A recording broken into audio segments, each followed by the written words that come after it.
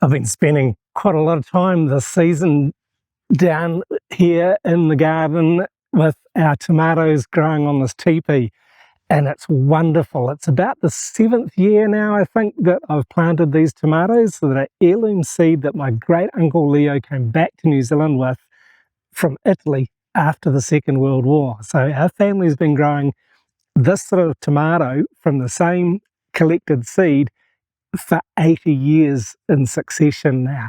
My mum, my uncles, my nephews in New Zealand, they're all growing it still. I brought some here to Thailand and I've been growing it successfully for the last 7 years.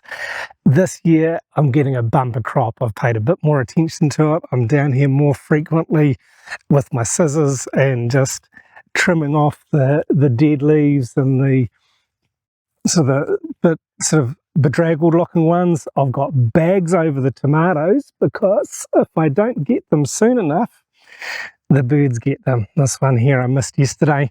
There's another one I missed yesterday that the birds haven't gotten to, so there's a good one.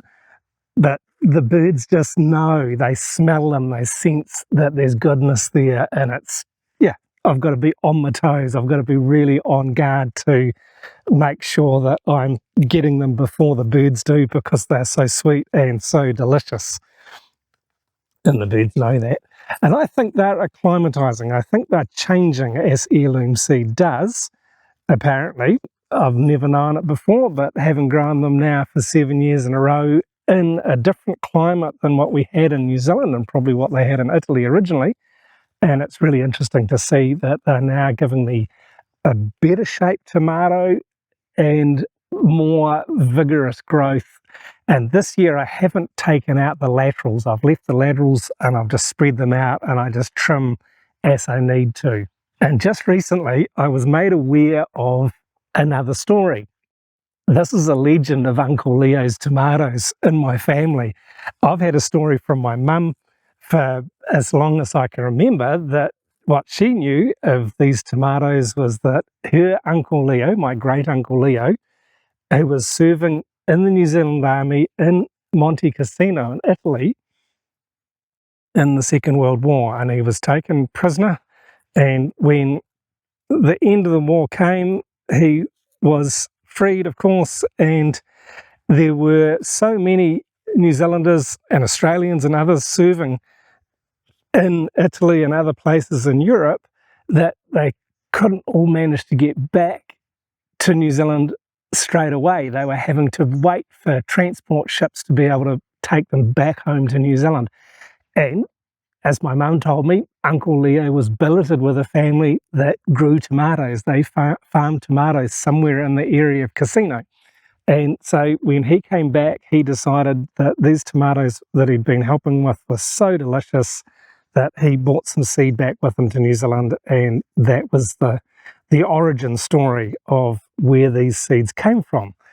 And just recently, my mum said to me that her brother had a slightly different story, and I finally got a hold of that, and it's kind of similar, but apparently Uncle Leo told him that it wasn't so much as that he was living with a family that gave him some tomato seed, but he was passing by this yard in the neighbourhood from time to time, and he noticed that they were growing fabulous tomatoes, and he really wanted some, but there was a big dog in the yard, so he was a bit cautious about this big dog. So he thought one night he'd return and come with some treats for the dog to suppress it, and scale the wall and pinch himself a tomato or two so that he could bring the seeds back to New Zealand.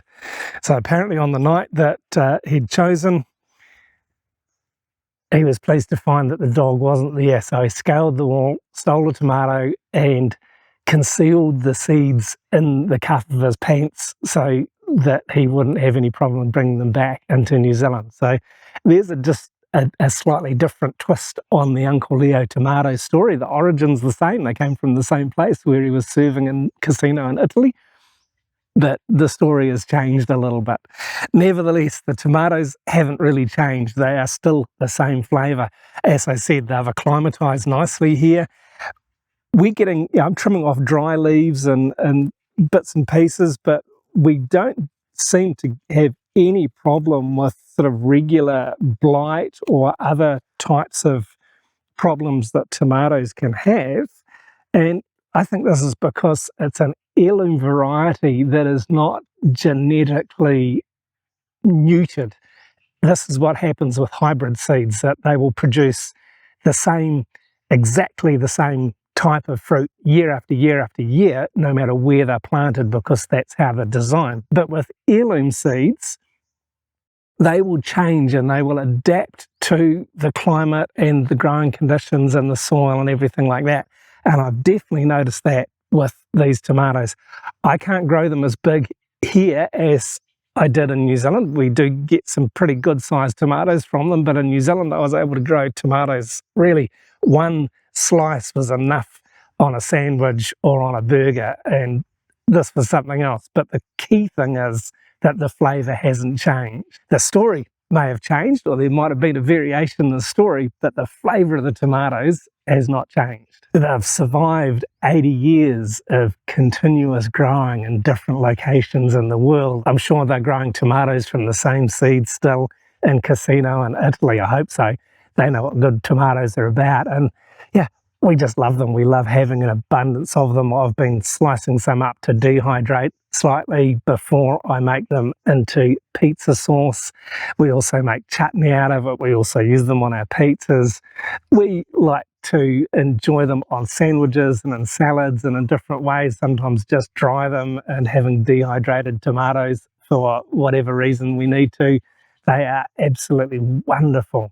And to grow from the same seed for generation after generation after generation of tomatoes and of family members is really special. It's really cool. And it just is something that I want to get more heirloom seed to be growing in our garden, not just for tomatoes, but for the other fruits and vegetables that we enjoy. And I found one place that's just north of Chiang Mai that we're going to be contacting soon, hopefully going for a visit to see a guy called John Dai, who's a Thai man who is really into his heirloom seeds. You can check him out. He's got good stuff on YouTube. Because growing from heirloom seed, you know it's real food. Hybridized seed is all about the supply chain. It's all about producing a high yield with stronger, thicker skins so that the fruit will transport better and producing pretty looking fruit. But this means that the flavour is sacrificed and they don't taste nearly the same as real tomatoes do. And if you'd like to learn a little bit more about the structure that I'm growing them on, it has been so successful this year, please watch this video next. And thanks very much for watching all the way through.